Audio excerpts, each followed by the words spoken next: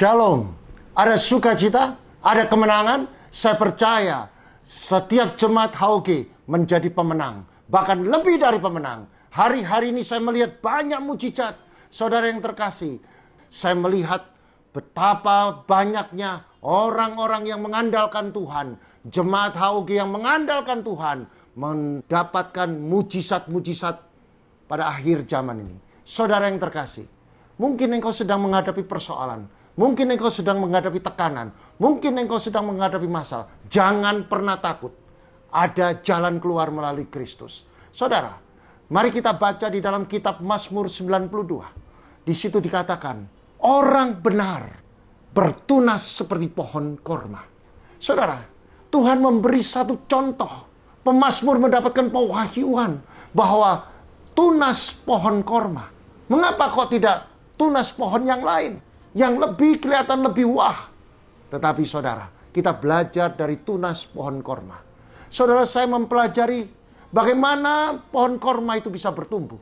Maka orang yang mau menanam pohon korma itu, dia harus menggali lubang setinggi 3-4 meter.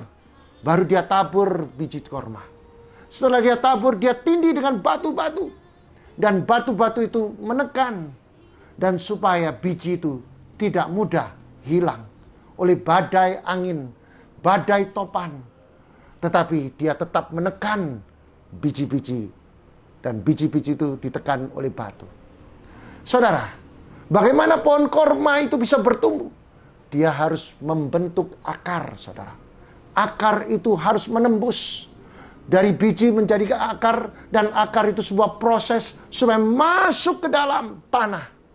Tanah itu berlapis-lapis. Ada tanah yang kering, ada tanah yang keras, ada yang tanah yang berbatu. Akar itu harus menembus rintangan-rintangan itu sampai ketemu mata air. Saudara, mata air itu digambarkan adalah Tuhan, firman. Saudara, Tuhan memberi satu contoh bahwa akar itu sudah melalui dari biji menjadi akar, itu sudah proses. Dan dia harus melewati rintangan-rintangan untuk mencari mata air. Dan setelah dia mendapatkan mata air, saudara, maka dia hisap.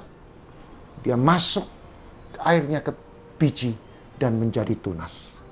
Makin hari tunas makin kuat, dia bertumbuh ke atas, menerobos batu-batu sampai ke permukaan daratan.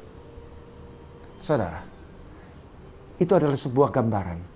Mungkin engkau sedang mengalami tekanan. Jangan pernah takut. Tekanan itu membuat engkau sehat rohani. Tekanan itu membuat engkau melihat mujizat. Tekanan boleh terjadi, tapi jangan lupa, cari mata air. Orang Kristen mengerti, air itu bicara firman. Firman itu bicara tentang Kristus. Dan firman itu, kalau kita jadi kebutuhan, atau firman itu dilakukan, itu menjadi kebutuhan. Maka firman itu membuat kekuatan. Dan saudara, tekanan itu akan kita terobos. Dan mujizat terjadi. Saudara yang terkasih, jangan pernah takut. Karena engkau punya Tuhan. Saya percaya melalui firman ini, saudara akan mendapatkan terobosan yang baru. Engkau akan naik tidak turun. Engkau jadi kepala bukan ekor. Engkau tidak hutang melengkutangi seluruh bangsa. Masuk diberkati, keluar diberkati. Apa yang kau kerjakan pasti berhasil. Selamat beribadah. Tuhan Yesus memberkati.